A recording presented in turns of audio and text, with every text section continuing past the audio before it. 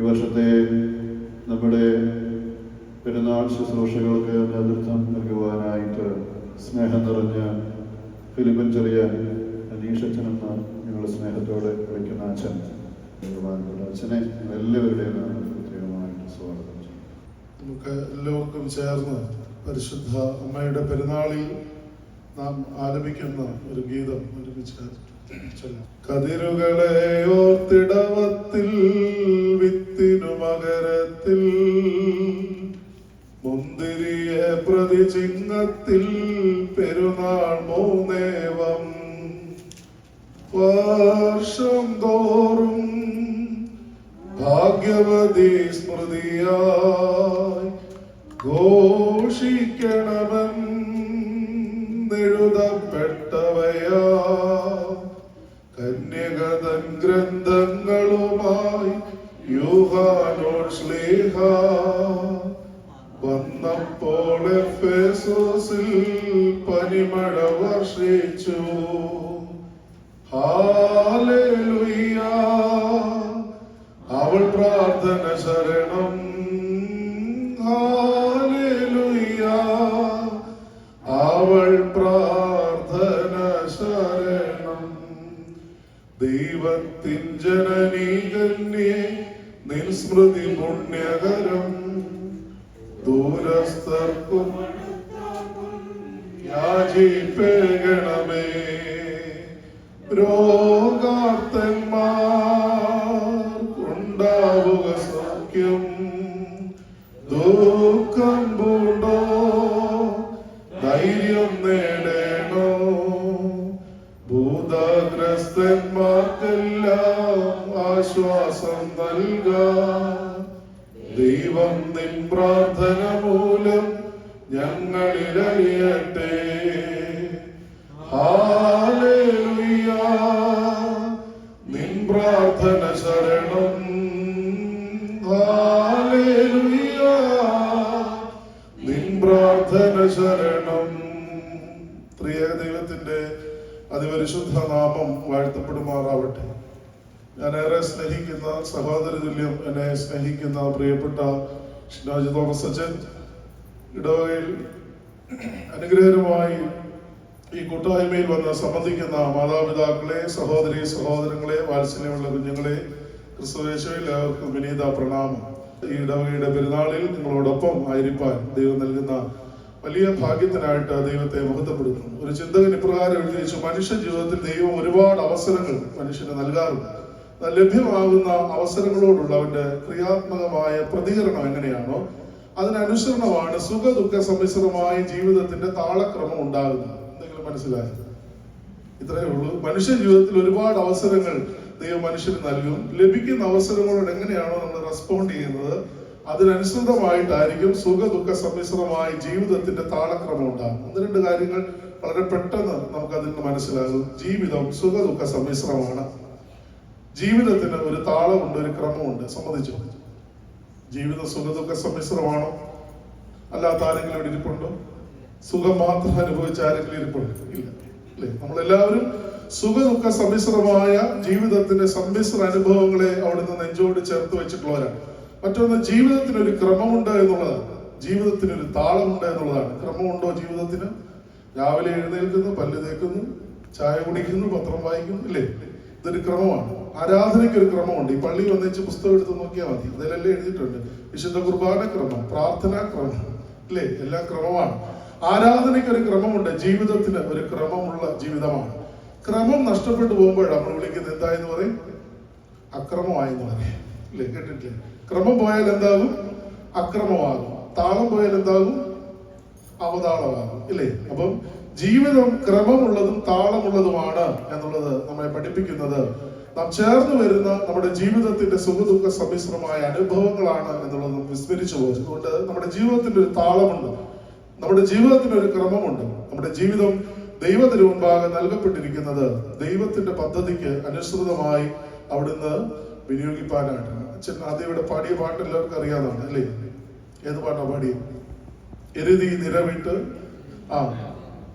ആ മഹോന്നതത്തിൽ നിന്ന് ഒരു വലിയ ശബ്ദം കേട്ട ഒരു കന്യകയായ പെൺകുട്ടി ദൈവത്തിന്റെ ശബ്ദത്തിന് വാക്ക് കൊടുത്ത് ദൈവത്തെ ഉദരത്തിൽ വഹിച്ച് അണ്ടകടാകത്തെ മുഴുവനും വയറ്റിൽ വഹിക്കാനുള്ള ഭാഗ്യം കിട്ടിയെന്നാണ് അമ്മയെ കുറിച്ച് പറയുന്നത്. രണ്ടാം സ്വർഗമായി തീർന്നു, സ്ത്രീകളുടെ നിന്ന മാറ്റിക്കളഞ്ഞു, പഴയ നിയമ പുതിയ നിയമ കാലഘട്ടങ്ങളെ തമ്മിൽ ബന്ധിപ്പിച്ചു. അല്ലേ? ദൈവസന്നിധിയിൽ ഏറ്റവും ശ്രേഷ്ഠത പ്രാപിപ്പാനായി പരിശുദ്ധ കന്യാമറിയാം അമ്മയ്ക്ക് സാധ്യമായി എങ്കിൽ നമ്മളോട് അവിടുന്ന് ആവശ്യപ്പെടുന്നത് ഈ പെരുന്നാളിൽ ദൈവസന്നിധിയിൽ വിശുദ്ധീകരിക്കപ്പെട്ട് ഉന്നതരായി തീരുക എന്നുള്ളതാണ്. നമുക്ക് എവിടെയെല്ലാം ഉന്നതരായി തീരുവാനായിട്ട് സാധ്യതകളുണ്ട്.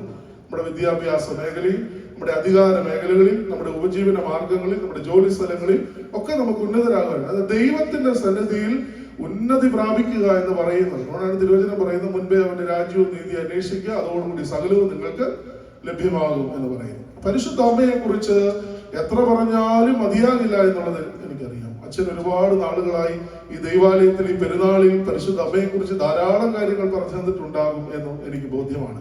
അമ്മയെ കുറിച്ച് എന്തെല്ലാം പറഞ്ഞാലും മതി വരില്ല. എന്തിനേറെ പറയണം, ഇപ്പോൾ ഇവിടെ ആയിരിക്കുന്ന നമ്മളെല്ലാവരും നമ്മുടെ അമ്മയെ കുറിച്ച് തന്നെ ഓർത്ത് എന്തെല്ലാം കാര്യങ്ങൾ പറയാനുണ്ട്.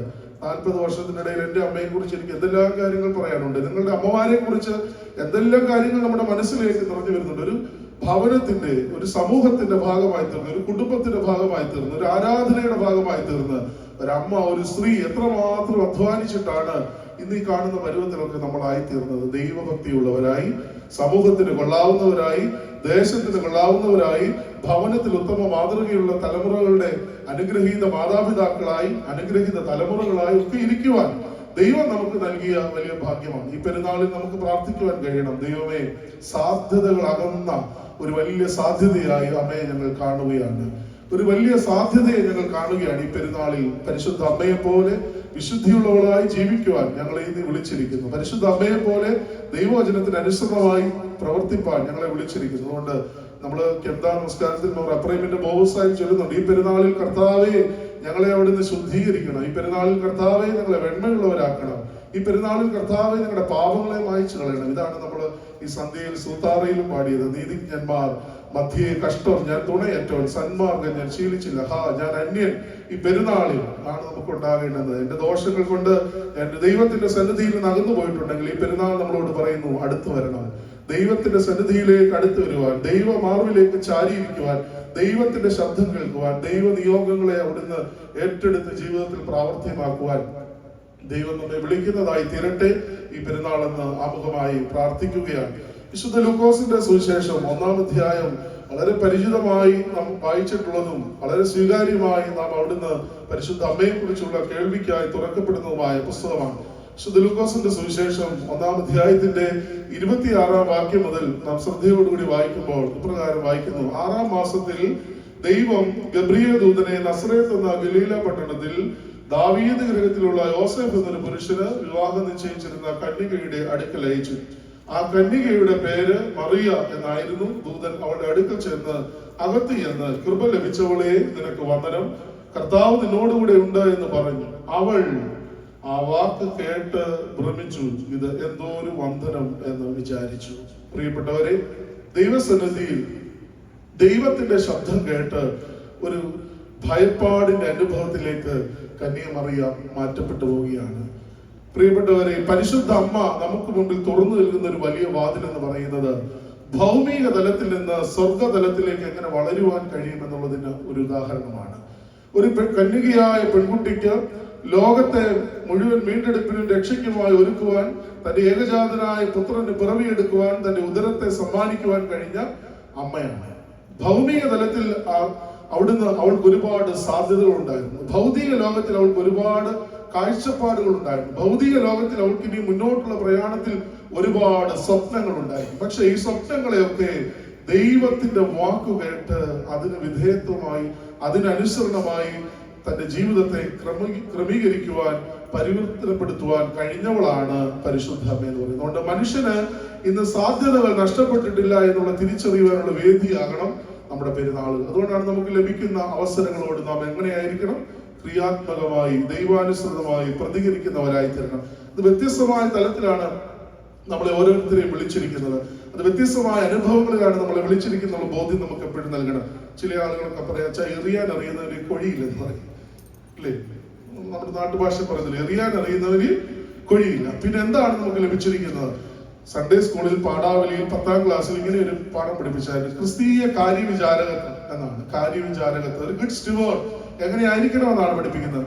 3 കാര്യങ്ങളെ അതിനകത്തുള്ളൂ. നിനക്ക് ലഭിച്ചിരിക്കുന്ന സമയം, കഴിവ്, സമ്പത്ത്. ഇത് ദൈവത്തിന്റെ ദാനമാണ്. ദൈവാനുസൃതമായി വിനിയോഗിക്കുന്നതിന് വിളിച്ച പേരാണ് ക്രിസ്തീയ കാര്യവിചാരകത്വം എന്നുള്ളത്.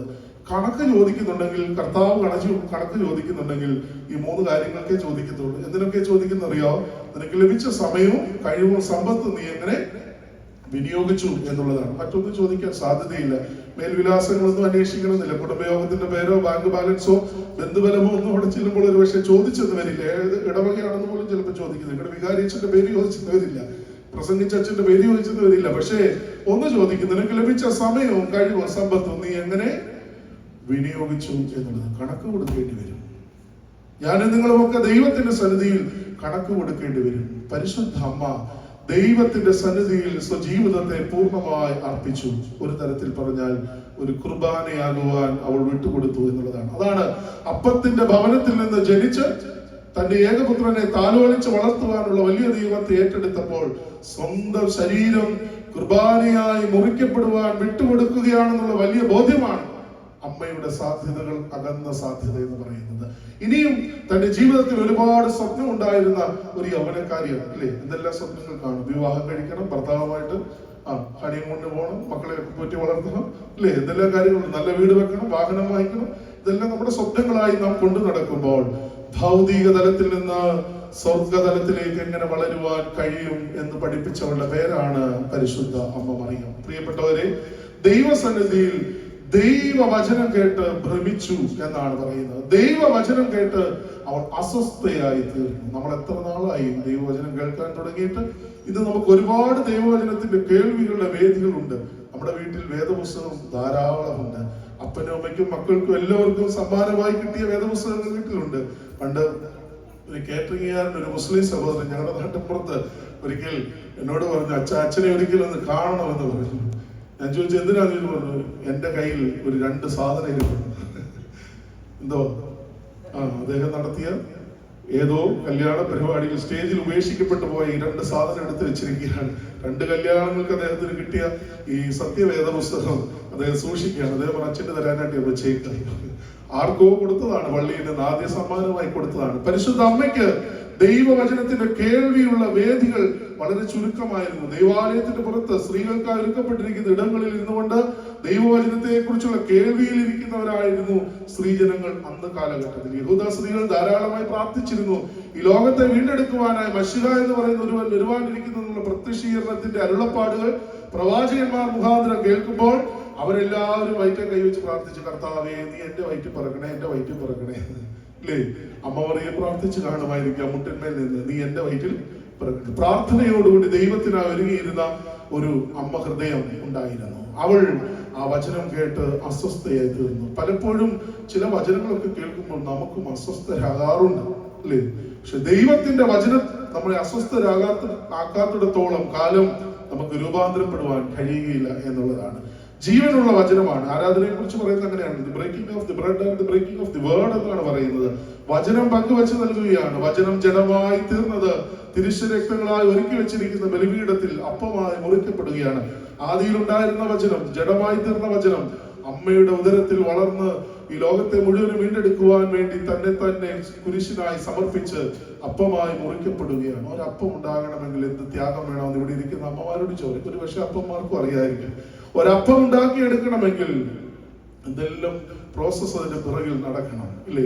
വാങ്ങിച്ചുകൊണ്ട് വരുന്ന ഭർത്താവിനെ അരിക്കകത്തെ കല്ല് വെറുക്കുമ്പോൾ പള്ളു വിളിക്കാൻ മാത്രമേ നമുക്ക് അറിയുള്ളൂ എന്നുള്ള നാട്ടിൻപുറത്തെ സ്ത്രീകളെ കുറിച്ച് പറയുന്നത്. എന്നാൽ ഇതിന് പിന്നിൽ അധ്വാനിച്ച ഒരുപാട് ആളുകളുണ്ട് എന്നുള്ള ബോധ്യം നമുക്ക് നഷ്ടപ്പെടുകയാണ്. ഒരമ്മ വീട്ടിലൊരപ്പം ഉണ്ടാക്കുന്നത്. ഞാൻ എൻ്റെ വീട്ടില് എൻ്റെ അമ്മയോട് ഒരിക്കൽ ചോദിച്ചൊരു ചോദ്യമുണ്ട്. ഈ പിറ്റേ ദിവസത്തേക്കുള്ള അപ്പം ഉണ്ടാക്കാൻ വേണ്ടി തലേ ദിവസം ഈ കപ്പി കാച്ചി എല്ലാം റെഡിയാക്കി വെച്ച് അരിപ്പൊടിക്കകത്ത് കലക്കി ഇതിനെല്ലാം വെക്കണമല്ലോ. ഇതിന് വലിയ പ്രക്രിയ ഉണ്ടല്ലോ. ഇങ്ങനെ വെച്ചപ്പോൾ ഞാൻ ഒരിക്കൽ ചോദിച്ചു, നാളെ ഇത് ഉണ്ടാക്കുവാൻ നമ്മൾ ഉണ്ടാകുമോ എന്ന് എന്താണ് ഉറപ്പുള്ളത്? എൻ്റെ അമ്മയോട് ചുമ്മാ ഇരിക്കണം അല്ലെ, പേടി കൊണ്ട് വരും. നാളെ ഇത് ഉണ്ടാക്കുവാൻ നമുക്ക് എഴുന്നേറ്റ് നമ്മൾ നിൽക്കുമോ എന്നുള്ളത് നമുക്ക് ഉറപ്പില്ലാതിരിക്കുമ്പോഴാണ് നമ്മൾ നാളത്തേക്ക് വേണ്ടി എന്ത് ചെയ്തുകൊണ്ടിരിക്കും എന്ന് പറഞ്ഞാൽ എന്ത് ചെയ്തുകൊണ്ടിരിക്കും? ഒരുങ്ങിക്കൊണ്ടേയിരിക്കും. ഈ അമ്മ ഓരോ നിമിഷവും ജീവന്റെ അപ്പമായി തീരുവാൻ വേണ്ടി ഈ ഈ ലോകത്തിന് തന്നെ തന്നെ മുറിക്കപ്പെടുവാൻ വിട്ടുകൊടുക്കുന്ന തന്റെ തിരുക്കുമാരന് വേണ്ടി തന്റെ ജീവിതത്തെ ഒരുക്കിയാൽ അവിടെയാണ് വചനം കൊണ്ട് അവൾ അസ്വസ്ഥയായി തീർന്നു എന്നുള്ള വാക്കിന് അവിടുന്ന് പ്രസിദ്ധമായി തീരുന്നു. പ്രിയപ്പെട്ടവരെ, ദൈവവചനം അവളെ അസ്വസ്ഥമാക്കിക്കൊണ്ടേയിരുന്നു. ഗബ്രിയേൽ ദൂതന്റെ എരുതി നിറവിട്ട് ദൂതൻ ഇറങ്ങി വന്നതാണ്. അഗ്നിമയന്മാരുടെ ഗണത്തിൽ നിന്ന് സ്വർഗം ചായ്ച്ച് ഭൂമിയിലേക്ക് ഇറങ്ങി വന്ന് യഹൂദ പെൺകുട്ടിയുടെ അടുക്കിലേക്ക് വന്ന് ഇതാ അറിയിക്കാൻ പോവുകയാണ്, കൃപ ലഭിച്ചവളെ, കൃപ ലഭിച്ചവളെ. ഏത് കൃപയാണ് ലഭിച്ചത്? ദൈവത്തിന്റെ കൃപ ലഭിച്ചു. ദൈവത്തിന്റെ വാക്ക് കേട്ടു. ഇതാ മേൽവിലാസം തന്നെ രേഖപ്പെടുത്തുകയാണ്. ഗലീലയിലെ നസറേത്ത് എന്ന് പറയുന്ന പട്ടണത്തിൽ ദാവീദ് വംശജനായി യൗസേപ്പ് എന്ന് പറയുന്ന ഒരു പുരുഷനുമായി വിവാഹം നിശ്ചയിക്കപ്പെട്ടിരിക്കുന്ന യുവതിയായ കന്യകയായ ഒരു പെൺകുട്ടി. പ്രിയപ്പെട്ടവരെ, ചരിത്രം വായിക്കുമ്പോൾ നമുക്ക് മനസ്സിലാകാം, യൗസേപ്പ് എന്ന് പറയുന്നത് വാർദ്ധക്യത്തോടടുത്തൊരു മനുഷ്യനും മറിയം എന്ന് പറയുന്നത് യൗവനം തുളുമ്പുന്ന ഒരു കന്യകയായ പെൺകുട്ടിയുമായിരുന്നു. എങ്ങനെയാണ് ഇതൊന്ന് പൊരുത്തപ്പെട്ടു പോകുന്നത്? അസ്വസ്ഥതയുടെ കാരണങ്ങൾ അന്വേഷിക്കുമ്പോൾ ഒരുപാട് നമുക്ക് കണ്ടെത്തുവാൻ കഴിയും. അവൾ എങ്ങനെ അസ്വസ്ഥയാകാതിരിക്കും? ഈ വല്യപ്പച്ചനുമായിട്ടുള്ള വിവാഹത്തിന് എങ്ങനെയാണ് സാധ്യമാകുന്നത്? അവൾ അസ്വസ്ഥയായി തീരും. എങ്ങനെയാണ് ഇത് സാധ്യമായി തീരുന്നത്? പക്ഷേ ദൈവത്തിന്റെ വചനത്തിൽ അവൾ വിശ്വാസത്തോടുകൂടി തന്നെ ഉറപ്പിച്ചു. ദൈവവചനം അവളെ പരിവർത്തനത്തിന് വേണ്ടി ഒരുക്കി. അമ്മയാകുവാൻ, ഉദരത്തെ ദൈവത്തിനായി വിട്ടുകൊടുക്കുവാൻ, ദൈവവചനത്താൽ സ്വീകരിക്കപ്പെടുവാൻ, ദൈവവചനത്താൽ സംശീകരിക്കപ്പെടുവാൻ, ദൈവവചനത്താൽ അവിടുന്ന് രൂപാന്തരപ്പെടുവാൻ ഈ അമ്മയ്ക്ക് കഴിഞ്ഞു. അതുകൊണ്ടാണ് പരിശുദ്ധ അമ്മയെ കുറിച്ച് പറയുന്നു. അടുത്ത വാക്കുകളിൽ നമ്മൾ വായിക്കുന്നുണ്ടല്ലോ, കൃപ ലഭിച്ചവളെ നിനക്ക് വന്ദനം എന്ന് പറയുന്ന വന്ദന സ്വരം കൊണ്ട് അവസാനിക്കുന്നതായിരുന്നില്ല. അവൾ തന്റെ ജീവിതത്തിൽ ഭയപ്പെട്ട ചില ചോദ്യങ്ങളുമായിട്ട് അവിടെ നിൽക്കുകയാണ്. ഇതെങ്ങനെ സാധ്യമാകുമെന്നുള്ള ഉത്തരവില്ലാതെ നിൽക്കുന്ന വലിയ ചോദ്യങ്ങൾക്ക് മുൻപിലാണ് ദൈവവചനം അവളെ വിശുദ്ധിയിലേക്ക് കൊണ്ടുപോകുന്നത്. ദൈവവചനം നമ്മെ വിശുദ്ധീകരിക്കുവാൻ സാധ്യമാകുന്നതാകണം. ദൈവത്തെ അന്വേഷിക്കുന്നവരോട് ഏകജാതനായ പുത്രൻ യേശു ക്രിസ്തു പറയുന്ന ഒരു വാക്കുണ്ട്, എന്നെ കണ്ടവൻ എന്റെ പിതാവിനെ കണ്ടിരിക്കുന്നു എന്നുള്ളതാണ്. എന്നെ കണ്ടവൻ എന്റെ പിതാവിനെ കണ്ടിരിക്കുന്നു. ഈ അമ്മയിലൂടെ ദൈവത്തെ കാണുവാനുള്ള ഒരു വലിയ സാധ്യതയിലേക്ക് നമ്മെ തുറന്ന് പ്രവേശിപ്പിക്കുന്നതായി ഈ പെരുന്നാൾ മാറ്റപ്പെടണം എന്നുള്ളത് പ്രത്യേകമായിട്ട് ഓർക്കുവാൻ കഴിയണം. ഇതാ ഒന്നാമതായി നമ്മൾ കാണുന്നു, മേൽവിലാസ സഹിതമായി യേശുദമ്പുരാൻ ജന്മത്തിന് മുന്നോടിയായിട്ടുള്ള അരുളപ്പാട്. ഭൗതിക മേൽവിലാസം സാധാരണ ഒരു പെൺകുട്ടി എന്നുള്ള അവസ്ഥയിൽ നിന്ന് ദൈവ സമർപ്പിതയായി തീരുവാനായിട്ട് ഈ അമ്മയെ ഒരുക്കുകയാണ്. ഭൗതികമായ ഒരു മേൽവിലാസമാണ് അവൾക്ക് ഉണ്ടായിരുന്നത്. പക്ഷെ അവളുടെ മേൽവിലാസം മാറ്റപ്പെടുകയാണ്. എന്തായി തീർന്നു? ദൈവത്തിന്റെ മാതാവ്. ദൈവത്തിന്റെ മാതാവ് എന്നുള്ളൊരു മേൽവിലാസത്തിലേക്ക് അവൾ മാറ്റപ്പെടുകയാണ്. നസറേത്തുകാരൻ യോസഫിന് വേണ്ടി വിവാഹം നിശ്ചയിക്കപ്പെട്ടിരുന്ന യഹൂദ വംശജനായ ആ അഡ്രസ്സിൽ നിലനിൽക്കേണ്ടിയിരുന്ന കന്യക മറിയാം അമ്മയ്ക്ക് ലഭിച്ച വലിയ മേൽവിലാസം എന്താണ്? ദൈവത്തിന്റെ മാതാവ് എന്നുള്ളതാണ്. ദൈവവചനം കൊണ്ട് അസ്വസ്ഥമായി തീരുന്ന ജീവിതങ്ങളിൽ ഭൗതിക മേൽവിലാസങ്ങൾ പൊളിച്ചെഴുതും എന്നുള്ളതിന് സംശയമില്ല. ഭൗതിക തലത്തിൽ നിന്ന് സ്വർഗതലത്തിലേക്കുള്ള വളർച്ചയ്ക്കായി എന്നെ നിങ്ങളെ ഒരുക്കുന്നതാവണം ഈ പെരുന്നാൾ, ഈ അമ്മയുടെ ഓർമ്മ എന്നുള്ളത് പ്രത്യേകമായിട്ട് ഓർക്കണം. അതുകൊണ്ട് അവൾ വിളിച്ചു പറയുന്നു, ഇതാ ഞാൻ കർത്താവിന്റെ ദാസി. നിന്റെ വാക്കുപോലെ എന്താണ് ദൈവഹിതത്തിന് വിധേയപ്പെട്ട ഈ അമ്മയ്ക്ക് പറയുവാനുണ്ടായിരുന്നത്? ഇതാ ഞാൻ കർത്താവിന്റെ ദാസി എന്നാണ്. അസ്വസ്ഥമാകുന്ന ജീവിതങ്ങളുടെ നടുവിൽ ഞാനും നിങ്ങളും ജീവിക്കുമ്പോൾ നമുക്കിന്ന് വലിയ പരാതികളുടെ ഭാണ്ഡക്കെട്ടുകൾ മാത്രമാണ് പറയുക. ഏലിയാസിനുവേണ്ടി പ്രസംഗിക്കുമ്പോൾ പറയത്തില്ലേ, മനുഷ്യനെ തിന്നുന്ന 3 തീ: ആവലാതി, വേവലാതി, പരാതി. ഇതേ ഉള്ളൂ മനുഷ്യൻ. എവിടെ നോക്കിയാലും ഈ തീയാണ് മനുഷ്യനെ ഇങ്ങനെ തിന്നുകൊണ്ടിരിക്കുന്നത്. എന്നാൽ അതിനപ്പുറമായി അസ്വസ്ഥമാകുന്ന ഒരു ജീവിതമായി ദൈവവചനത്താൽ വിശുദ്ധീകരിക്കപ്പെടുവാൻ നമുക്ക് സാധ്യമാകണം. ഭാഗ്യസ്മരണാർഹനായ സാത്യോസ് തിരുമേനി ദൈവവാക്കുകൾക്ക് അനുസൃതമായിട്ട് തന്റെ ഗീതങ്ങളൊക്കെ എഴുതുമ്പോൾ ഇപ്രകാരം എഴുതി: ദൈവവാക്യമേ എന്നെ നവ്യമാക്കണേ, ദൈവവാക്യം കേട്ടു വിട്ടു ശിക്ഷയാവല്ലേ, ദൈവവാക്യമേ എന്നെ നവ്യമാക്കണേ, വാളുകൊണ്ട് വെട്ടും പോലെ ചങ്കിൽ വെട്ടണേ, വാളുകൊണ്ട് വെട്ടുന്നത് പോലെ എന്റെ ചങ്കിൽ വെട്ടണം. തിരുവചനം പറയുന്നു, വായ്ത്തലയുള്ള വാളിനേക്കാൾ മൂർച്ചയേറിയത് അസ്ഥികളെയും സദ്യമജകളെയും ഒക്കെ തുളച്ചെല്ലുവാൻ കഴിയുന്ന ദൈവത്തിന്റെ വചനം എവിടെ തൊട്ടാലും മുറിയണം. ദൈവവചനം തൊട്ടാൽ മുറിവേൽപ്പിക്കുന്നതാണ്. ആർക്കെങ്കിലും വേണോ?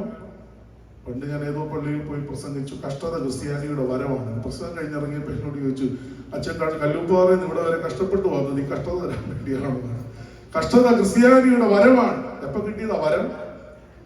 അനേക നാളുകൾ ഇങ്ങനെ ദൈവപ്രസാദത്തിന് വേണ്ടി കാത്തിരിക്കുന്നവർക്ക് കിട്ടുന്നതാണ് എന്ത് വരം എന്ന് പറയുന്നത്. നമുക്ക് കിട്ടിയ വരം എന്താന്ന്? കഷ്ടത എന്ന വരം. വേണോ? നിങ്ങൾ ഇത് തന്നെ പറയത്തുള്ളൂ.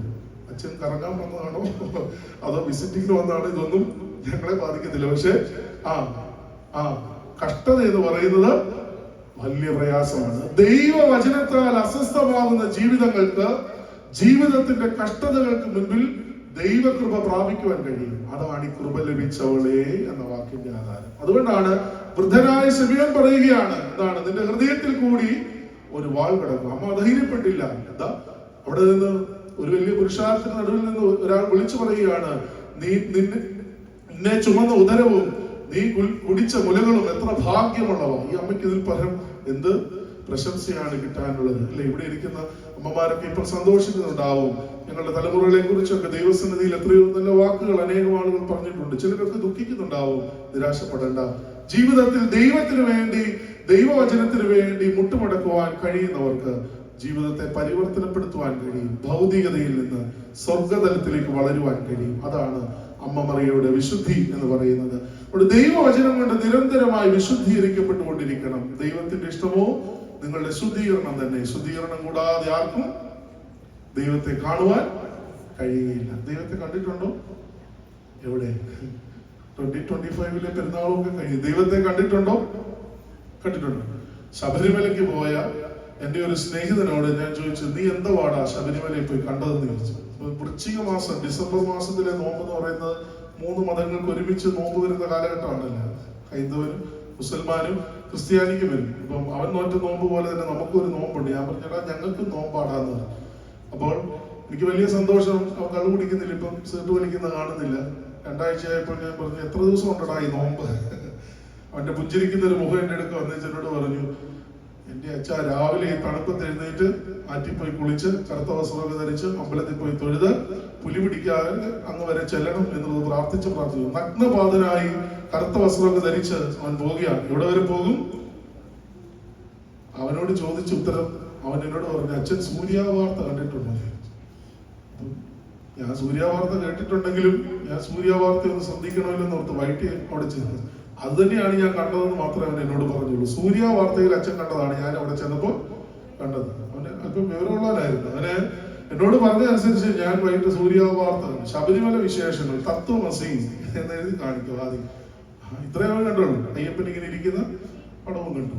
അത്രേ കണ്ടുള്ളൂ. എന്നോട് പറഞ്ഞ അച്ഛാ അതിന്റെ അപ്പുറത്ത് എഴുതിയിട്ടുണ്ട് അച്ഛാ, അഹം ബ്രഹ്മാസ്മി തത്വമസി എന്നാണ് എഴുതിയിരിക്കുന്നത്. അവിടെ വരെ നഗ്നപാതനായി നോമ്പ് നോറ്റ് വ്രതമെടുത്ത് ജീവിത വിശുദ്ധിയെ സ്വീകരിച്ച് കടന്നു എന്ന മനുഷ്യനോട്, അയ്യപ്പ ഭക്തനോട് അവിടെ ഇരിക്കുന്ന അവന്റെ ദൈവം പറഞ്ഞത്, നിന്റെ ഉള്ളിലാടാ ദൈവം, അത് നീ തന്നെയാണ്.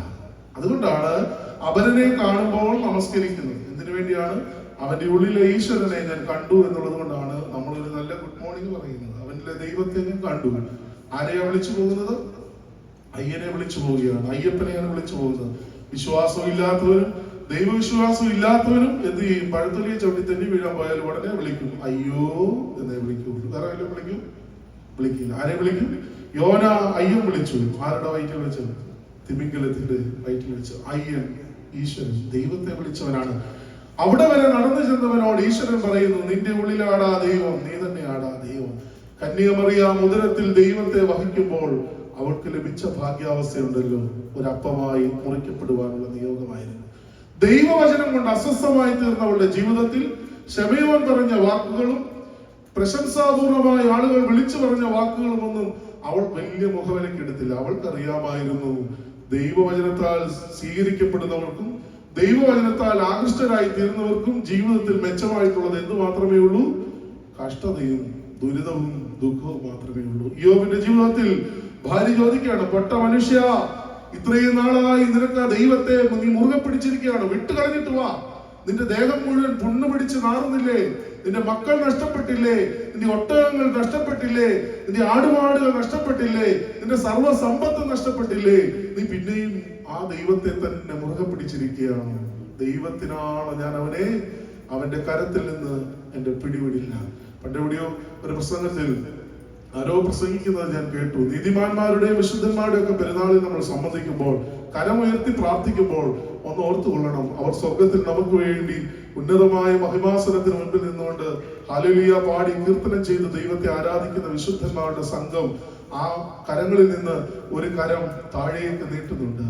ഈ കരം നാം പിടിക്കുവാൻ വേണ്ടി നമുക്ക് വേണ്ടി നീട്ടിത്തരുന്ന കരമെങ്കിൽ ഇവിടെ നിൽക്കുന്ന നമുക്കും ഒരു ഉത്തരവാദിത്വമുണ്ട്. ഉന്നതങ്ങളിലേക്ക് കരങ്ങൾ ഉയർത്തുമ്പോൾ മറുകരം കൊണ്ട് ആരെ പിടിക്കണം? നമ്മുടെ തലമുറകളെയെങ്കിലും ഒന്ന് പിടിക്കണം. പള്ളി മുഴുവൻ പിടിക്കാൻ നോക്കണ്ട, തലമുറകളെയെങ്കിലും ഒന്ന് പിടിക്കുവാൻ നോക്കണം. ഈ സമൂഹത്തിലേക്ക് നമ്മുടെ കരങ്ങളെ ഒന്ന് സന്നിവേശിപ്പിക്കുവാൻ കഴിയണം എന്നുള്ളതാണ്. പ്രിയപ്പെട്ടവരെ, ദൈവവചനം കൊണ്ട് അസ്വസ്ഥമായ അമ്മയുടെ ജീവിതം ദൈവത്തിന് വേണ്ടി പൂർണ്ണമായി സമർപ്പിക്കുകയായിരുന്നു. ദൈവവചനം കൊണ്ട് വിശുദ്ധീകരിക്കപ്പെടുന്ന ജീവിതങ്ങൾ ദൈവത്തിന് വേണ്ടി പുതിയ നിയോഗങ്ങളെ ഏറ്റെടുക്കുന്നതാണ് എന്നുള്ളത് മറന്നു പോകരുത്. അതുകൊണ്ട് അമ്മയ്ക്ക് ലഭിച്ചതുപോലെ ഏറെ സൗഭാഗ്യങ്ങളുടെ അനുഭവത്തിലേക്ക് ദൈവം നമ്മെ വിളിക്കുന്നുണ്ട്. പ്രിയപ്പെട്ടവരെ, ഈ നന്മകളൊക്കെ നമ്മൾ അറിഞ്ഞല്ലോ.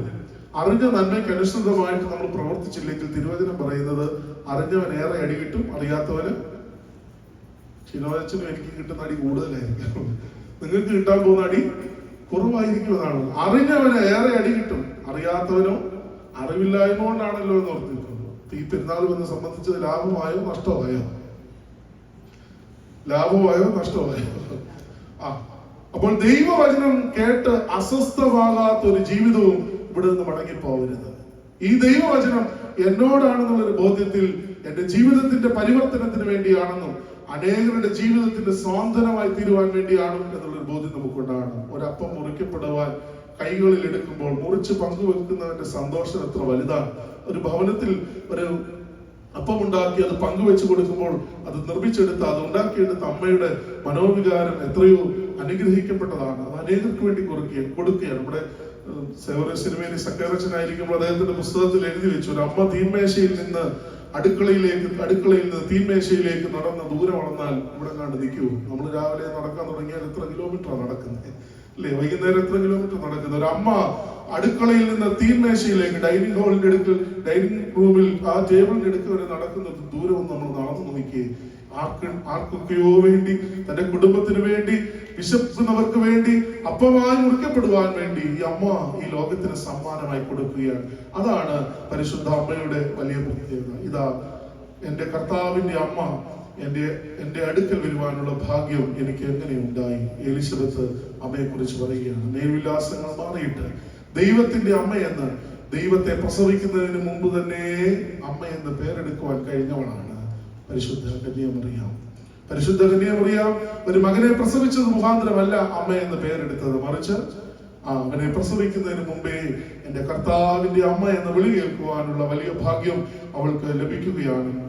അതുകൊണ്ട് തന്നെയാണ് കാനാവിലെ കല്യാണ വിരുന്നിൽ ഈ അമ്മ ഒരു നിശബ്ദ സാന്നിധ്യമായി അവിടെ ആയിരിക്കുകയാണ്. വലിയ ബഹളങ്ങളുടെ നടുവിലാണ് നാം ഓരോരുത്തരും ഇന്ന് ആഘോഷങ്ങളിൽ പങ്കുകൊള്ളുന്നത്. പലപ്പോഴും നമ്മുടെയൊക്കെ നാട്ടിൻപുറങ്ങളിൽ പറയാറുണ്ട്, ഇന്നത്തെ മനുഷ്യനെ സംബന്ധിച്ചിടത്തോളം കൂടുതൽ ആർജിക്കണം, കൂടുതൽ ആസ്വദിക്കണം. ഇതൊരു വല്ലാത്തൊരു വികാരമായിട്ട് കൊണ്ട് നടക്കുകയാണ്. കൂടുതലേറെ ഇങ്ങനെ ആർജിച്ചെടുക്കണം, കുറേയേറെ ഇങ്ങനെ ആസ്വദിക്കണം എന്ന് മാത്രമാണ് മനുഷ്യന്റെ അറിവ്. ചാഞ്ഞു പോകുന്ന നിഴൽ പോലെയാണെന്നൊക്കെ നമ്മൾ പറയുമെങ്കിലും തിരിച്ചെടുത്ത് അങ്ങോട്ട് വലിച്ച ശ്വാസം ഇങ്ങോട്ടില്ലെങ്കിൽ ജഡമാകുമെന്നൊക്കെ നമ്മൾ അറിയുകയും അനുഭവിക്കുകയും ഒക്കെ ചെയ്തവരാണെന്ന് പറഞ്ഞാലും നമ്മുടെ ജീവിതത്തിൽ കുറേയേറെ ആർജിക്കണം, ആസ്വദിക്കണം എന്നുള്ള ചിന്ത, ആ തൃഷ്ണ വല്ലാതെ വളർന്നുകൊണ്ടിരിക്കുകയാണ്. ഇന്നത്തെ സംസ്കാരത്തെ കുറിച്ച് പറയുന്നത് അങ്ങനെയാണ്, ഉപയോഗിക്കുക, വലിച്ചെറിയുക എന്നുള്ളതാണ്. യൂസ് ആൻഡ് ത്രോ കൾച്ചർ എന്നാണ് പറയുന്നത്. ഉപയോഗിച്ചതിന് ശേഷം വലിച്ചെറിയുക. അപ്പനും അമ്മയും കഴിഞ്ഞു, ബാക്കി വലിച്ചെറിയുക. ഭക്ഷണ സാധനങ്ങൾ വലിച്ചെറിയും. പണ്ടൊക്കെ നമ്മുടെ നാട്ടിൻപുറങ്ങളിൽ ഒരു ചക്ക ഇട്ടാൽ, ഞങ്ങളുടെയൊക്കെ നാട്ടിൻപുറങ്ങളിൽ ഒരു ചക്ക ഇട്ടാൽ അത് അയൽപക്കത്തിന്റെ അളവനുസരിച്ച് അത് മുറിക്കുമായിരുന്നു. മുറിച്ചാൽ അയൽപക്കങ്ങളിലെല്ലാം ആ ചക്ക പോകാൻ. അന്ന് എല്ലാ വീട്ടിലും ചക്കയായിരിക്കും, കൂട്ടാൻ എന്ന് മാത്രമേ ഒരു കുഴപ്പമുള്ളൂ. ഈ മുറിച്ച് പങ്കുവെക്കുമ്പോൾ ലഭിക്കുന്ന ഒരു വലിയ സന്തോഷമുണ്ട്. ഇന്ന് നാം പങ്കുവെക്കുവാൻ മറന്നു പോകുന്നവരാണ് എന്നുള്ളത് മറന്നു പോകരുത്. പ്രിയപ്പെട്ടവരെ, പാഠാവലിയിൽ സൺഡേ സ്കൂളിൽ 10ാം ക്ലാസ്സിൽ ആദ്യത്തെ പാഠം ദൈവ സ്നേഹമാകുന്നു എന്നുള്ളതാണ്. അന്ന് നമ്മുടെ സൺഡേ സ്കൂൾ ഡയറക്ടർ ആയിരിക്കുന്ന ഓത്തോമസ് അച്ഛനോട് ഞങ്ങളുടെ സൺഡേ സ്കൂൾ കുട്ടികളെല്ലാം കൂടെ ചേർന്ന് ഒരു ചോദ്യം ചോദിച്ചു. അച്ഛാ, 10ാം ക്ലാസ്സിൽ പാഠാവലിയിൽ ഈ പാഠം എന്തിനാ പഠിപ്പിച്ചത്? ഇത് 1ാം ക്ലാസ്സിലല്ലേ പഠിപ്പിക്കണ്ടേ? ദൈവം സ്നേഹമാകുന്നു. അപ്പോൾ ഞങ്ങളുടെ ദേശക്കാരൻ കെ വി തോമസ് അച്ഛൻ OVBSന്റെ ഡയറക്ടറായിട്ട് അന്ന് അവിടെ ഉണ്ട്. അച്ഛന്റെ കയ്യിൽ തോമസ് അച്ഛൻ ഒരു കത്ത് കൊടുത്തു വിട്ടു, കടമാൻകുളം സെന്റ് ജോർജ് ഇടവകയിലെ കുഞ്ഞുങ്ങൾക്ക് വേണ്ടി. അതിലിങ്ങനെയാണ് കൊടുത്തിരുന്നത്. എന്താണെന്ന് അറിയാമോ? കൊടുത്ത കത്തിൽ ഇങ്ങനെയാണ് കൊടുത്തത്: കുഞ്ഞെ, ദൈവം സ്നേഹമാകുന്നുവെന്ന് നീ ചെറുപ്പത്തിൽ അറിഞ്ഞവനായിരിക്കാം, നിങ്ങൾ അറിഞ്ഞവരായിരിക്കാം. പക്ഷേ ആ സ്നേഹം എന്താണെന്നും എങ്ങനെയാകണമെന്നും നീ 10ാം തരത്തിൽ പഠിക്കുമ്പോൾ അറിഞ്ഞിരിക്കണം. ആ പാഠത്തിന്റെ പേര് അത്രേ ഉണ്ടായിരുന്നുള്ളൂ. പക്ഷെ അതിനകത്ത് കൊടുത്തതാണ് നിസ്വാർത്ഥ സ്നേഹം എന്നാണ്. അഗാപ്പെ എന്ന് ഗ്രീക്കിൽ വിളിച്ചു. നിസ്വാർത്ഥ സ്നേഹം, പകരം വെക്കുവാനില്ലാത്ത സ്നേഹം. നമ്മുടെ സ്നേഹം എന്താണ്? സ്വാർത്ഥതയുടെ സ്നേഹം. അവിടെ മോൾ ഗൾഫിൽ നിന്ന് വന്നപ്പോൾ 10 മുട്ടായി കൊണ്ടുവന്നു. അതുകൊണ്ട് എന്റെ മോൻ വരുമ്പോൾ 5 മുട്ടായിയിലൂടെ കൊടുത്തില്ലെങ്കിൽ അവൾ എന്നോ വിചാരിക്കും, അല്ലേ? അങ്ങനെയാണ് നമ്മുടെ വിചാരം. എന്നാൽ ദൈവം നിസ്വാർത്ഥമായി ലോകത്തെ സ്നേഹിച്ചു. പകരം വെക്കുവാനില്ലാത്ത സ്നേഹം. നമുക്ക് ആർക്കെല്ലാം കടം കൊടുക്കാൻ കിടപ്പുണ്ട്. നമ്മൾ പറയും അവിടെ കടം കൊടുക്കുന്നു, ഇവിടെ കടം കൊടുക്കുന്നു, ഇവിടെ കൊടുക്കാൻ കിടക്കുന്നു, അവിടെ അടയ്ക്കാൻ കിടക്കുന്നു, ഇല്ലേ? അവിടെ ടാക്സ്, ഇവിടെ ടാക്സ് അല്ലേ നമ്മൾ പറയും. പക്ഷേ ദൈവത്തിന് ആരെങ്കിലും കടക്കാരാണോ? ഒരിക്കൽ പോലും പറഞ്ഞിട്ടില്ല. ഇന്ന് വൈകിട്ട് വീട്ടിൽ ചെന്ന് ഉറങ്ങാതിരിക്കരുത്. ചോദിക്കണം, ദൈവമേ, ഞാൻ എന്ത് തന്നാൽ മതിയാവും? ഞാൻ എന്ത് തന്നാൽ നിനക്ക് മതിയാവും? നീ തന്നതല്ലാതെ എനിക്ക് ഒന്നുമല്ല. പൗലോസ് അപ്പോസ്തലൻ പറയുന്നു, നാം നിന്നതല്ല അവൻ നിർത്തിയതാണ്, നിൽക്കുന്നുവെന്ന് തോന്നുന്നവൻ വീഴാതിരിപ്പാൻ സൂക്ഷിച്ചു കൊള്ളട്ടെ. നിർത്തിയത് ആരാണ് എന്നുള്ളൊരു ബോധ്യം ദൈവവചനത്തിൽ നമുക്ക് ഉണ്ടാകുമ്പോഴാണ് വചനത്തിനനുസൃതമായി നമ്മെ ക്രമീകരിക്കുവാൻ കഴിയുന്നത്. നല്ല നിലത്ത് വീണ വിത്ത് പോലെ ഫലദായകമായി വളരുവാൻ കഴിയുന്നത്, ജീവന്റെ വചനമായി തീർന്ന വചനത്തിന് ആധാരമായി വളരുവാൻ കഴിയുന്നത്, ദൈവത്തിന്റെ വിശുദ്ധീകരണത്തിന്റെ സാധ്യതകളിലേക്ക് വളരുവാൻ കഴിയുന്നത്. ദൈവവചനത്താൽ ഞങ്ങളെ വിശുദ്ധീകരിക്കണമേ എന്ന് നമുക്ക് പ്രാർത്ഥിക്കാം. അമ്മയെ പോലെ ജീവിതം ദൈവത്തിനായി സമർപ്പിക്കുമ്പോൾ ജീവിതം ഭയരഹിതമായി തീരുവാൻ ദൈവം നമ്മെ അവിടുന്ന് സഹായിക്കും. ഭയവിഹുലമായ ഒരു സാധ്യതയിലാണ് ഈ അമ്മ ഈ വചനത്തെ ഏറ്റെടുക്കുന്നത്. പക്ഷേ ദൈവത്തിന്റെ വചനത്തെ ഏറ്റെടുത്തപ്പോൾ അമ്മയ്ക്കുണ്ടായ പ്രതിസന്ധികൾ എത്ര വലുതായിരുന്നു. ശമയോൻ പറഞ്ഞതുപോലെ ഹൃദയത്തിൽ കൂടി ഒരു വാൾ കിടക്കുന്നത് അങ്ങ് കാന മുതൽ കാൽവറി വരെ ചെല്ലുവാൻ അവൾ കാത്തിരിക്കുമ്പോൾ അവളെ ഏറ്റു വാങ്ങിയ അവൾ നടന്നുപോയ വഴികൾ എത്രയോ എത്രയോ ദുർഘടമായിട്ടുള്ളതായിരുന്നു. എത്രയോ ഒളിച്ചോട്ടങ്ങൾ നടത്തി, അല്ലേ? ബേത്ലഹേമിൽ നിന്നും പലായനം ചെയ്തു പോകുമ്പോൾ ഇസ്രായേൽ ജനത്തിന്റെ വലിയ പെരുന്നാളിൽ മകനെ നഷ്ടപ്പെട്ടു പോകുമ്പോൾ ഇങ്ങനെയൊക്കെ വ്യഥ അനുഭവിക്കുന്ന അമ്മയുടെ ജീവിതം നമ്മളോട് പറയുന്നു, ജീവിതത്തിന്റെ പ്രതിസന്ധി ഒരു ചുക്കുമില്ല. ജീവിതത്തിൽ നാം നേരിടുന്ന പ്രതിസന്ധികൾ നമ്മുടെ ജീവിതത്തിലൂടെ ഒന്നും നമ്മെ തോൽപ്പിക്കുവാൻ കഴിയില്ല. അതുകൊണ്ട് പിതാക്കന്മാർ പ്രാർത്ഥിച്ചൊരു പ്രാർത്ഥനയുണ്ട്. കർത്താവേ, എന്താ പ്രാർത്ഥിച്ചത്? കഷ്ടതകൾ നീങ്ങിപ്പോകണമെന്നല്ല, മറിച്ച് കഷ്ടതകളെ അതിജീവിപ്പാനുള്ള ദൈവകൃപ ഞങ്ങൾക്ക് കൂടെ ഇരിക്കണമേ. പ്രിയപ്പെട്ടവരെ, അതുകൊണ്ട് നമുക്കിന്ന് പ്രാർത്ഥിക്കുവാൻ കഴിയണം. തമ്പുരാനെ, കഷ്ടതകളെ നീങ്ങിപ്പോകണമെന്ന് പ്രാർത്ഥിക്കുവാൻ ഞങ്ങൾക്ക് കഴിയില്ല. പക്ഷേ ഞങ്ങൾക്കൊന്ന് കഴിയും. ഈ കഷ്ടതയുടെ നടുവിൽ നിന്റെ കൃപ ഞങ്ങളോട് കൂടെ ഇരുന്നാൽ നിനക്ക് വേണ്ടി നിന്നാൽ വൻ കാര്യങ്ങൾ ഞങ്ങളിൽ ഉണ്ടാകും, പ്രവർത്തിക്കുവാൻ ഞങ്ങൾക്ക് കഴിയും എന്നുള്ളത്. ദൈവവചനം കൊണ്ട് അസ്വസ്ഥമായി തീർന്ന അമ്മയുടെ ജീവിതത്തിന് അടുത്തതായിട്ട് ഉണ്ടാകുന്നത് ഒരു ഭയപ്പാടിന്റെ അനുഭവമാണ്. ദൈവവചനം കൊണ്ട് അസ്വസ്ഥമായി തീർന്ന ജീവിതത്തിൽ അമ്മ ഭയപ്പെട്ടു. ഒന്നിനെയും ഭയപ്പെടാതിരിക്കുവാൻ നമ്മൾ ചില ആളുകൾ പറയത്തില്ല, എനിക്കാരെയും പേടിയില്ല, അല്ലേ? നമ്മൾ പറയാറില്ലേ, എനിക്കാരെയും ഒരുത്തനെ പേടിയില്ല, അല്ലേ? ഗതിയില്ലാതെ വരുമ്പോഴാണ് പറയുന്നത്, അല്ലേ? നമുക്ക് പിടിച്ചു നിൽക്കാൻ വേണ്ടി നമ്മൾ പറയുന്നത് എനിക്കൊരുത്തനെ പേടിയില്ല. ആരെയെങ്കിലും ഒക്കെ ഭയക്കണം. തിരുവനന്തപുരത്തിൽ പറയുന്നുണ്ടല്ലോ, ദൈവത്തെ ഭയവും മനുഷ്യന്റെ ശങ്കയില്ലാത്ത ഒരുത്തനുണ്ടായിരുന്നെന്ന് പറഞ്ഞു, അല്ലേ? അങ്ങനെ ആരെയും ഭയക്കാതിരിക്കുവാനുള്ളതല്ല ജീവിതം. ദൈവവചനത്തെ എങ്ങനെ നാം ഭയക്കണം എന്നുള്ളതാണ്. ദൈവവചനം നമ്മെ രൂപാന്തരപ്പെടുത്തുന്നതാണെന്നുള്ള ബോധ്യത്തോടുകൂടി, ദൈവവചനം നമ്മെ പുതിയ ഉത്തരവാദിത്തങ്ങൾ ഏൽപ്പിക്കുന്നതാണെന്നുള്ള ബോധ്യത്തോടുകൂടി, ദൈവവചനം നമുക്ക് സമ്മാനിക്കുന്നത് ചില കഷ്ടതകളാണെങ്കിലും അത് അതിജീവിക്കുവാനുള്ള ദൈവകൃപ അതിൽ ചാലിച്ചിട്ടുണ്ട് എന്നുള്ള പുതിയ ഒരു അറിവോടുകൂടി ആയിരിക്കണം ദൈവകൃപയിൽ ഈ അനുഭവത്തിൽ വളരുവാൻ നമുക്ക് കഴിയും. അതുകൊണ്ട് ദൈവവചനത്തെ കുറിച്ച് നമ്മൾ ഭയക്കണം. എത്ര ഭയഭക്തിയോടുകൂടിയാണ് ദൈവവചനം നമ്മൾ സ്വീകാര്യോഗ്യമായും പരിശുദ്ധാലയത്തിൽ എഴുന്നള്ളിച്ചു കൊണ്ടുവരുന്ന കത്തുന്ന മെഴുതിരികളും മാലാഖമാരുടെ സാന്നിധ്യം, ചെറിയ മണി വലിയ മണി എല്ലാം അടിച്ച് അച്ഛന്റെ ഇരുവശവും മെഴുതിരികളൊക്കെ പിടിച്ചുകൊണ്ടാണ് കൊണ്ടുവരുന്നത്. ദൈവവചനത്തിന് കൊടുക്കുന്ന ഈ വലിയ സ്വീകാര്യത എന്റെ ജീവിതത്തിലും ഉണ്ടാകണം. വചനം ജഡമായി തീരുവാൻ, വളരുവാൻ തന്റെ ജീവിതത്തെ മുഴുവനായി സമർപ്പിച്ച അമ്മയെ പോലെ ദൈവവചനം വളരുവാനുള്ള ഇടമായി ശീമാ നമസ്കാരത്തിൽ വ്യാഴാഴ്ച ഞങ്ങളെ നല്ലിലമാക്കണമേ നാഥാ നിൻ കൃപയാൽ, തിരുവചനത്തിൻ വിത്തുകളാൽ മാവിൽ വളരണമേ. എവിടെ വളരണം? അല്ല, മൂവാണ്ടമാവിൽ വളരണമെന്നല്ല, ആത്മാവിൽ വളരണം എന്നാണ്. ആത്മാവിൽ വളരണം. ദൈവവചനത്തിന്റെ വേരോട്ടമുള്ള ജീവിതമായി ഞാൻ നിങ്ങൾ മാറ്റപ്പെടുമ്പോൾ ഈ വേർ പന്തലിച്ചതുപോലെ തന്നെ ഉയരങ്ങളിലേക്ക് വളരുവാൻ കഴിയും. നമ്മളിവിടെ പാടി, സാദിക്കോ പാടി, നീതിമാൻ പന പോലെ തളിർക്കും എന്നാണ് പറയുന്നത്. പനയുടെ പ്രത്യേകത എന്താണ്? സ്ട്രെയിറ്റ് ആയിട്ട് അങ്ങ് പോവുകയാണ്. എവിടോട്ടാ പോകുന്നത്? അത്യുന്നതങ്ങളിലേക്ക്, സ്വർഗത്തെ നോക്കി വളർന്നവരാണ് പരിശുദ്ധന്മാർ.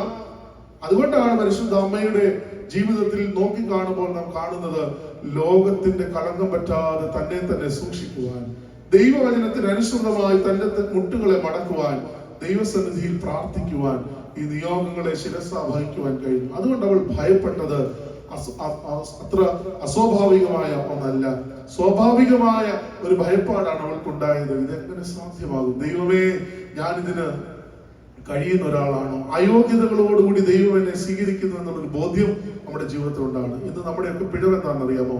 രണ്ടാമത് ഈ ഭാഗം നമ്മളെ ഓർമ്മിപ്പിക്കുന്നു, ദൈവവചനത്താൽ അവൾ ഭയപ്പെട്ടു എന്നുള്ളതാണ്.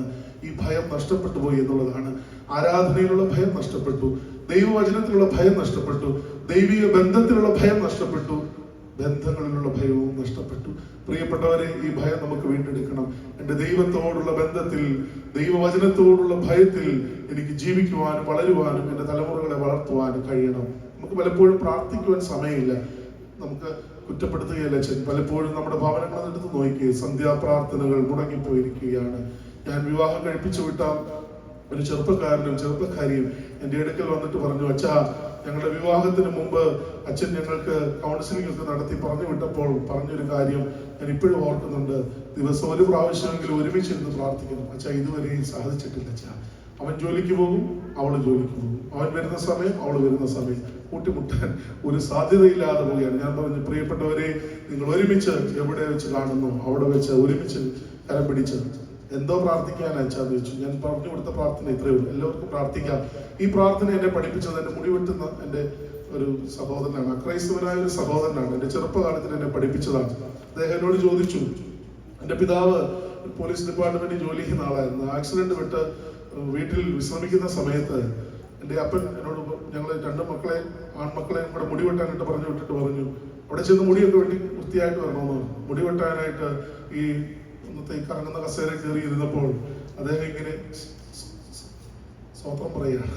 എനിക്കറിയത്തില്ല ഇദ്ദേഹം എന്താണ് ഈ പറയുന്നത്. ക്രൈസ്തവനായ മനുഷ്യനായിട്ടാണ് ഞാൻ അദ്ദേഹത്തെ, ഹൈന്ദവനായിരുന്നല്ലോ അദ്ദേഹം, പക്ഷെ അദ്ദേഹം ഒരു പെന്തക്കോസ്ത് വിശ്വാസിയായി മാറി എന്നുള്ളതുകൊണ്ട് അദ്ദേഹം ഈ മുടി വെട്ടുന്നിടയ്ക്കെല്ലാം സ്തോത്രം പറഞ്ഞുകൊണ്ടിരിക്കുകയാണ്. അപ്പൊ ഞാൻ കുറച്ചു നേരമായിട്ട് ഇങ്ങനെ പുള്ളിയെ നോക്കി, ഇതെന്താണ് എന്റെ ചെവിയുടെ അടുത്തൊരു ഈ പുള്ളി ഏതാണ്ടൊക്കെ ഇങ്ങനെ പറയുന്നത്. അപ്പോൾ എന്നോട് ചോദിച്ചു, മോൻ പ്രാർത്ഥിച്ചോ എന്നാണ് ചോദിച്ചത്. ഞാൻ പറഞ്ഞു, പ്രാർത്ഥിച്ചു. എന്താ പ്രാർത്ഥിച്ച്? അപ്പാടെ കാലിന് സൗഖ്യം കൊടുക്കണം, ചേട്ടന് നല്ല ബുദ്ധി കൊടുക്കണം, എന്നെ അടിക്കരുത്, അമ്മയുടെ നടി കിട്ടരുത്, എല്ലാ ദിവസവും സുഭിക്ഷമായി ഭക്ഷണം കിട്ടണം, ആരും വഴക്കുണ്ടാക്കരുത്, നല്ലതായിട്ട് പഠിക്കണം, നല്ല മാർക്ക് വായിക്കണം, ഇതെല്ലാം പ്രാർത്ഥിച്ചു. അമ്മയെ കാക്കണം, അപ്പയെ കാക്കണം, എല്ലാവരെയും കാക്കണം, പ്രാർത്ഥിച്ചു. പ്രാർത്ഥനകൾ അവസാനിച്ചപ്പോൾ ഇത്രയുള്ള പ്രാർത്ഥിച്ചതെന്ന് ചോദിച്ചു. അദ്ദേഹം പറഞ്ഞു, സ്കൂളിൽ പോകുമ്പോൾ പ്രാർത്ഥിക്കുമോ? ഞാൻ പറഞ്ഞു, ഇല്ല. അങ്ങനെ പ്രാർത്ഥിക്കാറുണ്ടായിരുന്നു. അച്ഛൻ പ്രാർത്ഥിച്ചിട്ടില്ല. സ്കൂളിൽ പോകുന്ന സമയത്ത് പ്രാർത്ഥിക്കുമായിരുന്നു? ഇല്ല. ഒരു കുരിശ് വരച്ച് നമ്മൾ പെട്ടെന്ന് പോവുകയാണ്, അല്ലേ? പോവുകയാണെ ബൈ ബൈ പറഞ്ഞു പോവുകയാണ്. പ്രാർത്ഥിച്ചിട്ടുണ്ടോ? ഇല്ല. പക്ഷെ എനിക്ക് തോന്നുന്നു എന്റെ കുഞ്ഞുങ്ങൾ സ്കൂളിൽ പോകുമ്പോൾ ഇപ്പൊ പ്രാർത്ഥിക്കാറില്ല. പക്ഷെ ഒരു കുരിശ് വരച്ചിട്ട് പോകാനായിട്ട് ഞാൻ പറഞ്ഞിട്ടുണ്ട്. അധികം നേരം ഒന്നും പ്രാർത്ഥിക്കുന്നില്ല. പക്ഷെ ഞാൻ എന്റെ സഹോദരന്റെ ഭവനത്തിൽ ചെന്നപ്പോൾ 2 മാസം അദ്ദേഹത്തോടൊപ്പം വിദേശത്ത് താമസിച്ചപ്പോൾ ആ കുഞ്ഞുങ്ങൾ 3 പേരും ഒരുമിച്ച് നിന്ന് പ്രാർത്ഥിച്ചിട്ട് പോകുന്നുള്ളപ്പോൾ ഞാൻ ഒരു ക്ഷമാപണത്തോട് പറഞ്ഞു, എന്റെ ജ്യേഷ്ഠ, എനിക്കിത് പ്രാവർത്തികമാക്കുവാൻ കഴിഞ്ഞില്ല. പക്ഷെ ആ പ്രാർത്ഥന ഞാൻ ഇന്നും ജീവിതത്തിൽ പ്രാവർത്തികമാക്കുന്നുണ്ട്. എന്റെ മർത്തവറിയ സമാജ അംഗങ്ങളോട് ഞാൻ പറഞ്ഞു കൊടുക്കാറുണ്ട്. അദ്ദേഹം പ്രാർത്ഥിപ്പിച്ച പ്രാർത്ഥന ഇതാണ്: ദൈവമേ, നിന്റെ ഇഷ്ടം ചെയ്യുവാൻ ഞങ്ങളെ ഇടയാക്കണമേ, നിന്റെ ഹിതം ഞങ്ങളിൽ നിറവേറണമേ. എല്ലാവർക്കും പ്രാർത്ഥിക്കാം. സ്കൂളിൽ പോകാൻ നേരം പ്രാർത്ഥിക്കാം, വീട്ടിൽ കരക്കരിയുമ്പോൾ പ്രാർത്ഥിക്കാം, ശുശ്രൂഷിക്കുമ്പോൾ പ്രാർത്ഥിക്കാം, പഴക്കുണ്ടാകുമ്പോഴും പ്രാർത്ഥിക്കാം. കർത്താവേ, നിന്റെ ഇഷ്ടം ചെയ്യുവാൻ ഞങ്ങളെ യോഗ്യരാക്കണം, നിന്റെ ഹിതം ഞങ്ങളിൽ നിറവേറണം. പ്രാർത്ഥിക്കുവാനിരിക്കുമ്പോൾ നമുക്ക് എല്ലാവർക്കും വലിയ ഭയപ്പാടാണോ, ദൈവവചനത്തോടുള്ള പ്രതിബദ്ധതയാണോ, ദൈവാനുസൃതമായിട്ട് നമ്മുടെ വളർച്ചയുടെ പ്രതികരണമാണോ, എന്താ സംഭവിക്കുന്ന അറിയില്ല. ഒരു കഥ പറഞ്ഞുകൊണ്ട് അവസാനിപ്പിക്കുകയാണ്. പല ആളുകളും പറയാറുണ്ട്, അച്ഛാ, പ്രാർത്ഥിക്കാനിരിക്കുമ്പോൾ ഉറക്കം വരും. എന്താ? പ്രാർത്ഥനയുടെ വിശുദ്ധിയിൽ ഇരുന്ന അമ്മ തന്നെ തന്നെ ദൈവത്തിന് സമർപ്പിച്ചു. നമ്മളും പ്രാർത്ഥിക്കാൻ വന്നിരിക്കും. പണ്ടൊക്കെ എങ്ങനെയായിരുന്നു പ്രാർത്ഥിക്കാൻ വന്നിരിക്കുന്നത്? എല്ലാവരും കൂടെ വന്നിരിക്കും. ഒരു പുൽപ്പായോ തഴപ്പായോ ഇട്ടിട്ട് അതിന്റെ മുമ്പിൽ വന്നിട്ട് പാട്ടൊക്കെ പാടി വേദവസ്തുമൊക്കെ വായിക്കും. ഒരു സൈഡിൽ ഇങ്ങോട്ട് വായിക്കും. പ്രാർത്ഥനയൊക്കെ ആകുമ്പോൾ എഴുന്നേറ്റ് നിന്ന് പ്രാർത്ഥിക്കും, അല്ലേ? അങ്ങനെയാണ് പ്രാർത്ഥിച്ചുകൊണ്ടിരുന്നത്. ഇപ്പൊ ഇരുന്ന് പ്രാർത്ഥന കഴിഞ്ഞു, നിന്ന് പ്രാർത്ഥന കഴിഞ്ഞു, ഇരുന്ന് പ്രാർത്ഥന കഴിഞ്ഞു, ഇപ്പൊ കിടന്ന് പ്രാർത്ഥന, അല്ലേ? നമ്മളെല്ലാവരും അങ്ങ് ശ്രമിക്കുകയാണ്. ബോബനും മോളി എന്ന് പറഞ്ഞു ടോംസിന്റെ ചിത്രകഥ വായിച്ചിട്ടുണ്ട്. ബോബനും മോളി, അച്ഛൻ്റെയൊക്കെ ചെറുപ്പത്തിൽ ബോബനും മോളിയായിരുന്നു ധാരാളം ഉണ്ടായിരുന്നു. പ്രാർത്ഥിക്കുക എന്ന് പറയുന്നത് ഒരു വലിയ ഒരു ബാലികേറ മലയായിട്ട് നമ്മളിങ്ങനെ കൊണ്ടു നടക്കുകയാണ്. എപ്പോൾ പ്രാർത്ഥിക്കും എന്നുള്ളതാണ് നമ്മുടെ വിഷയം. ബോബനും മോളിയും പട്ടിയും അമ്മയും അപ്പനും എല്ലാം കൂടെ വന്നിട്ടാണ് പ്രാർത്ഥിക്കുന്നത്. ഇങ്ങനെ വായിച്ചിട്ടുണ്ട്, വായിക്കാൻ സാധ്യതയില്ല. ഇന്നിപ്പം നമുക്ക് ഇങ്ങനെ വിരൽത്തുമ്പിൽ കിട്ടുന്ന ജോക്കുകളൊക്കെയാണ്. ഈ അച്ഛന് ഇത് വായിക്കാൻ കിട്ടുന്ന അവസരം എന്ന് പറയുന്നത് ശനിയാഴ്ച വൈകുന്നേരമാണ്. ബാക്കിയെല്ലാ ദിവസം സ്കൂളിലെ പഠിക്കണമല്ലോ. ശനിയാഴ്ച വൈകുന്നേരം അമ്മ കാണാതെ നിർത്തി വെച്ച് വായിക്കുന്നത്. ശനിയാഴ്ച വൈകിട്ട് ആരെ പഠിക്കാനുള്ള സമയമാണ്? സൺഡേ സ്കൂൾ പഠിക്കുക. പഠിച്ചവരുണ്ട് സൺഡേ സ്കൂൾ പഠിക്കണം. അപ്പൊ അമ്മ വരുന്ന ഇത് തലവണ്ണയുടെ കീഴെ കയറ്റണം. അതിന് മുമ്പ് ഇതിങ്ങനെ വായിച്ചുകൊണ്ടിരിക്കണം. അപ്പൊ അമ്മയുടെ നടത്തം കേൾക്കുന്നുണ്ട് ഇത് തലവണ്ണയുടെ കീഴിൽ. അമ്മയ്ക്ക് എന്തെടുക്കാറുണ്ട് പഠിക്കായിരുന്നു. എന്താ പഠിച്ച് വായിക്കായിരുന്നു പറഞ്ഞ് എന്താ വായിച്ച് ഇതൊന്നും അന്വേഷണം ഇല്ലല്ലോ. വായിച്ചു, ഇങ്ങനെ ഒരു കഥ വായിച്ചു. എന്താ കഥ എന്നറിയാം? പ്രാർത്ഥിക്കാൻ എല്ലാവരും വന്നിരുന്നു. നമ്മുടെ ഈ അമ്മമാര് പറയുന്ന പോലെ എന്റെ അച്ഛൻ വേദോസം തുറന്നാൽ മതി ഉറങ്ങും, ഇല്ലേ? വേദോസം തുറന്നാൽ മതി ഉറങ്ങും, പ്രാർത്ഥിക്കാൻ ഇരുന്നാൽ മതി അങ്ങ് തൂങ്ങി വീണ് ചാകാറായ പോലെ ആകും. അവിടെ വന്ന് പ്രാർത്ഥിക്കാനിരുന്നു. എല്ലാവരും കൂടെ വന്നിട്ട് പാട്ട് പാടി പ്രാർത്ഥിക്കാൻ തുടങ്ങിയപ്പോൾ മോളി അവിടെ ഇരുന്നുകൊണ്ട് തൂങ്ങി. ഉടനെ അമ്മ വിളിച്ചു പറഞ്ഞു, മോളി ഉറങ്ങിയാൽ അത്താഴം കിട്ടത്തില്ല എന്ന് പറഞ്ഞു. പണ്ടങ്ങനെയാ, പ്രാർത്ഥിച്ചില്ലെങ്കിൽ ഭക്ഷണം തരത്തില്ലടാ എന്ന് പറയും. നമുക്ക് കിട്ടിയില്ലെങ്കിലും വലിയ കുഴപ്പമൊന്നുമില്ല. ഇത് മാതാപിതാക്കൾ പറഞ്ഞ എന്റെ അച്ഛൻ ഒരു നേരം വീട്ടിൽ നിന്ന് കഴിച്ചാൽ മതിയായിരുന്നു എന്ന് പറയും. കാരണം വീട്ടിൽ കഴിക്കാനില്ലെന്നുള്ളതല്ല, വീട്ടിൽ കഴിക്കാൻ കിട്ടുന്നില്ല, അവനെ കിട്ടുന്നില്ല എന്നുള്ളതാണ് വലിയ വിഷയമായിട്ട് നിൽക്കുന്നത്. അപ്പോൾ ഉറങ്ങാൻ തുടങ്ങി. ഉറങ്ങിയപ്പോൾ മോളി അവിടെ നിന്ന് ഉറങ്ങുന്ന കണ്ടപ്പോൾ അമ്മ പറഞ്ഞു, പ്രാർത്ഥിച്ചില്ലെങ്കിൽ അത്താഴം കിട്ടത്തില്ല. ബോബനപ്പുറം എന്നോട് പറഞ്ഞു, അത്താഴം കിട്ടിയില്ല നാളെ പഴങ്കഞ്ഞിയായിട്ട് കിട്ടുമല്ലോ. അതാണ് ഒരു ആശ്വാസം ഉണ്ടായിരുന്നു അന്ന്. എന്നാൽ അങ്ങനെ പറഞ്ഞു വെച്ചതിന്റെ ഇടയ്ക്ക് നോക്കിയപ്പോൾ അതിവിശാലമായി വീണ്ടും രണ്ടുപേരും ഇരുന്ന് ഉറങ്ങാൻ തുടങ്ങി. ഉറങ്ങാൻ തുടങ്ങിയപ്പോൾ അമ്മ എവിടുന്നോണ്ട് പറഞ്ഞു, എടാ ഉറങ്ങുമ്പോൾ പ്രാർത്ഥിക്കുമ്പോൾ ഉറങ്ങുന്നത് എന്തുകൊണ്ടെന്നറിയാം? അപ്പൊ അമ്മയുടെ ഉത്തരത്തിന് വേണ്ടി കാത്തിട്ടുണ്ട്. പറഞ്ഞു, പ്രാർത്ഥിക്കാതിരിക്കുന്നതിന്റെ ഇടതും വലതും പിശാച് വന്നിരിക്കുവടാന്ന് പറഞ്ഞു. പ്രാർത്ഥിക്കുന്നതിന്റെ ഇടതും വലതും പിശാച് വന്നിരിക്കും. അപ്പൊ ബോബൻ അടുത്ത മറുപടിയുമായിട്ട് വന്നു, അറിയാൻ മേലാഞ്ഞിട്ടല്ല, പറഞ്ഞാൽ അത്താഴം കിട്ടത്തില്ലല്ലോ എന്ന് ഓർത്തിട്ടാണ്. ഇടതും വലതും ഇരിക്കുന്നത് ആരാണ്? അപ്പനും അമ്മയാണ്. പ്രിയപ്പെട്ടവരെ, ചിലപ്പോൾ ഭക്തി മൂത്തിട്ട് ദൈവഭയം മൂത്തിട്ട് തിരുവചനത്തോടുള്ള വലിയ ആഭിമുഖ്യം കൊണ്ട് നമുക്ക് സംഭവിച്ചു പോകുന്ന ചില അപജയങ്ങളാണ്. ചില വീട്ടിൽ വലിയ കുരിശായി തീരുന്നത്. ദൈവത്തെ ഓർത്ത് കേട്ട വചനം അവരവരുടെ ഹൃദയത്തിൽ സൂക്ഷിച്ച് ചോദിക്കണം. വേദവസ്തു ഇല്ലാതെ വന്നവരുണ്ടെങ്കിലും കന്യാമറിയാമിനെ പോലെ വന്നതാണ്, ഹൃദയത്തിൽ സംഗ്രഹിച്ചുകൊണ്ട് പോകണം. അതുകൊണ്ട് ദൈവവചനം വളരുവാനുള്ള സാധ്യത ഇതിലുണ്ടോ എന്ന് മാത്രം ചോദിച്ചാൽ മതി. ദൈവവചനത്തോട് എനിക്കൊരു പ്രതിബദ്ധതയുണ്ടല്ലോ.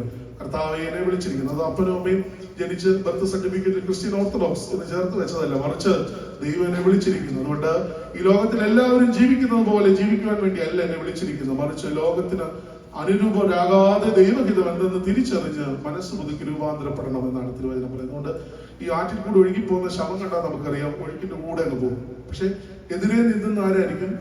ജീവനുള്ള വസ്തുവായിരിക്കും, ഇല്ലേ? ഡെഡ് ബോഡി അല്ലാത്തതെല്ലാം എന്ത് ചെയ്യും? ജീവന്റെ തിരികെ വരവിന് വേണ്ടി അധ്വാനിക്കാം. അല്പം ജീവനെങ്കിലും ഈ പെരുന്നാളിൽ നമുക്കുണ്ട് എന്ന് ഞാൻ വിശ്വസിക്കുന്നു. അതുകൊണ്ട് ഇവിടെ ആദ്യം ഓർപ്പിച്ചതുപോലെ ജീവിതത്തിനൊരു താളമുണ്ട്. എല്ലാവർക്കും താളമുണ്ടോ എന്നറിയാൻ പോവുകയാണ്. എല്ലാവരും നെഞ്ചിലേക്ക് കൈവച്ച്, എല്ലാവരും നെഞ്ചിൽ കൈവച്ച്. എന്തെങ്കിലും ശബ്ദം കേൾക്കുന്നുണ്ടോ? ഇതാണ് എൻ്റെ ജീവന്റെ താളം. ഇത് തുടിക്കുവാൻ തുടങ്ങിയപ്പോഴാണ് എൻ്റെ അമ്മയോട്, എൻ്റെ പിതാവിനോട് എൻ്റെ ജനനത്തിന് മുമ്പേ ആശുപത്രിയിലെ വൈദ്യന്മാർ പറഞ്ഞത് 3-ാം മാസവും 6-ാം മാസവും 7-ാം മാസവും ഒക്കെ വരണമെന്ന്. ഇത് നിലച്ചു പോയിരുന്നെങ്കിൽ ഇന്ന് ഞാൻ ഈ പ്രപഞ്ചത്തിൽ ഇല്ലാതായി പോയേനെ. ഈ താളമാണ് ഇന്ന് നിലനിൽക്കുന്നത്. പ്രിയപ്പെട്ടവരെ, എൻ്റെ ഹൃദയം ദൈവത്തിന്റെ പൂങ്കാവനമായി പറുദീസയായി നടുവാൻ വചനത്താൽ ഞങ്ങളെ വിശദീകരിക്കണമേ. ഇപ്പോൾ ആരും അറിയുന്നില്ല നമ്മുടെ ഈ താളം, നമ്മൾ മാത്രമേ അറിയുന്നുള്ളൂ. പക്ഷേ ഈ താളം നിലച്ചു പോയാൽ അടുത്തിരിക്കുന്നവർ അറിയും, പോയിടാന്ന് പറയും, ഇല്ലേ? ഈ താളമുള്ള ജീവിതമായി നമ്മെ തന്നെ ക്രമപ്പെടുത്തുവാൻ നമുക്ക് കഴിയണം.